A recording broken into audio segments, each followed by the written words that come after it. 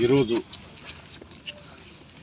కళ్యాణ దుర్గం ఇన్ఛార్జ్ అయినటువంటి రంగయ్యన్న గారికి మద్దతుగా ఆర్డిటి పరిరక్షణ సమితి అని పెట్టి రంగయ్యన్న గారు కళ్యాణ దుర్గంలో తిరగడం జరుగుతుంది.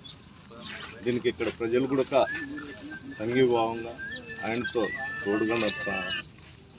అంతేకాదు ఈ జిల్లాలో ఆర్డిటి సంస్థ వచ్చినాక మొదటిసారిగా ఇక్కడి నుండే ప్రారంభమైంది.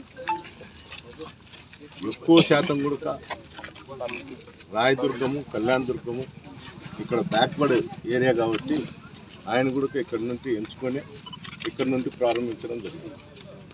ఇక్కడ ప్రజల్లో కూడా రాజకీయ పార్టీల కన్నా ఆర్డిటి సంస్థ పైనే ఎక్కువ మొక్కు చూపుతాను.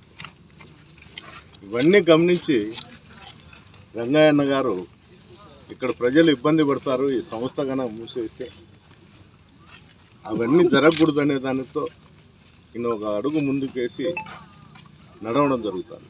వైఎస్ఆర్ కాంగ్రెస్ పార్టీ తరఫున ఈ ఆలోచన రావడం కానీ, ఈ ఆలోచన తీసుకువచ్చి ప్రజల్లోకి వెళ్ళి ఇక్కడ ఉండేటువంటి బాగోగులు చూడడానికి ఈయన చాలా కృషి చేస్తున్నారు.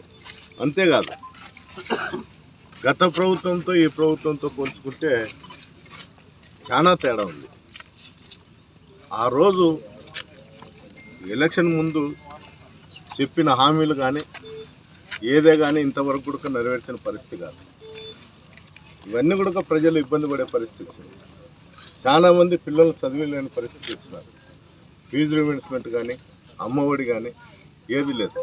వాళ్ళు ప్రతి మీటింగ్లో ఎప్పుడోసారి చెప్తారు, ఈ నెలలో ఇస్తున్నాం జూలైలో అంటారు, కానీ ఇంతవరకు ఏది దానిపైన డేటా కూడా తీసుకోలేదేమో అనేది నా అభిప్రాయం. ఇప్పుడు వరకు డేటా కూడా లేని స్కూళ్ళకు వాళ్ళ పిల్లలకు ఎంతవరకు అమ్మఒడి కానీ ఫీజు రిమెంబర్స్మెంట్ కానీ వస్తుందో నాకు తెలియదు.